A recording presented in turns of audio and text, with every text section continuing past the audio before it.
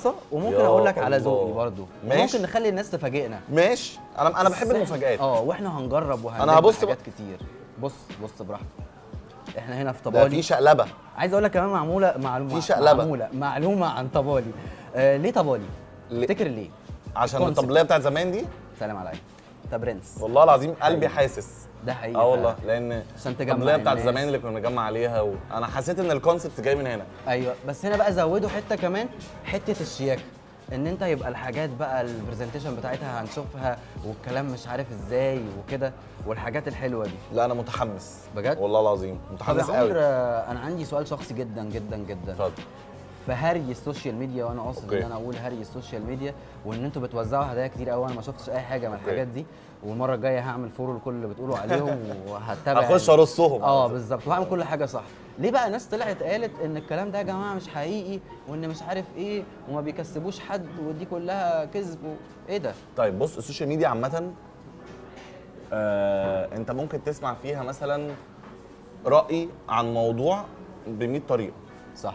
وزوايا مختلفة، وده بيقول مش عارف ايه، وده باصص الموضوع من هنا، وده واحد يقول لك بقى نسيب كل ده ونقوم ماسكين بقى في حتة جديدة، يبقى كله يقوم رايح عندها. تمام؟ ايوه. اللي حصل ان انا من مثلا سنتين كان عندي فكر كنت تبنيت فكرة كده عندي على انستجرام، قلت للناس يا جماعة الشركات اللي عايزه تعلن عن حاجه، عن منتجاتها، أيوة. عن الاماكن، عن ايا كان كل ايه حاجه بالظبط، كل حاجه.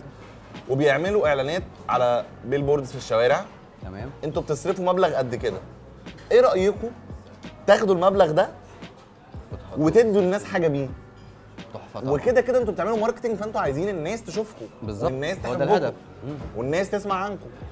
فبالتالي لما تعملوا كده الناس كلها يبقى عندها شغف ان هي تكسب تجرب الحاجه دي او وتكسب تخش وتعمل. او تمام. حقيقي. الموضوع بدأ من سنتين بالظبط، عملت كده مع براندات في الكويت، عملت كده مع مصر، عملت كده مع براندات في السعوديه. حلو. بس كانت الجيف اويز موبايل، ايربودز.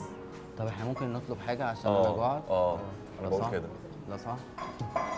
الخدمه هنا ايه؟ انا معاك. طب ايه، بص احنا مش هنطلب حاجه بعينها، احنا عايزين كده قلب لا دب ولا حبه سوتيه. طب ما تسيبه هو يعمل لنا كوكتيل كده ظريف. انا بقول كده اوكي ولا جدا. إيه؟ بس انت بتطلب بجمال المعسكر طعميه طباجي. لا عيش بقى، يعني احنا ماشي. عايزين سفره تكفي انا اللي انا سامعه 13 ده فرد. خلينا ريل خلاص، انا مش قادر. ايوه. فنحاول بقى نختصر القصه دي. ماشي. ماشي. I love you. عارف؟ يلا. شكرا. كمل السوشيال ميديا والهدايا. فالموضوع بدأ بكده، حلو. وفعلا اللي كان بيحصل ان الاكونتس كانت بتزيد فولورز بطريقه مرعبه. وحقيقي. فبدأ الموضوع يزيد، بدأت ايجنسيز تكلمني في ده، بدأت الكرييتيفز اللي قاعدين جوه الايجنسيز بيفكروا في القصه دي ازاي نبيعها لبراند معين، وكانت حلو. الناس بتبقى اكسايتد قوي. طبعا. بعد ما عملت الموضوع ده مره واثنين وثلاثه، عدى سنه مثلا، هوب فجأة الناس بدأت تعلي. 2 ايفون، 3 ايفون، 10 ايفون، 12 ايفون. اوبا. وبدأت بقى شركات تقيلة تخش. بالظبط. وبدأت الناس بقى اللي مش انا دلوقتي مش براند، بس انا اسمي نهى ميك اب ارتست. عايزه اسوق لشغلي. ايوه. خلاص هساهم في الجيف اواي ده بجوز. بجزء، هدفع. فبقى اللي بيساهم كام واحد؟ 100 200. بالظبط. فلو ال 100 200 كل واحد دفع 1000 جنيه اصلا، انت بقى معاك حقيقي. مليون جنيه. بالظبط.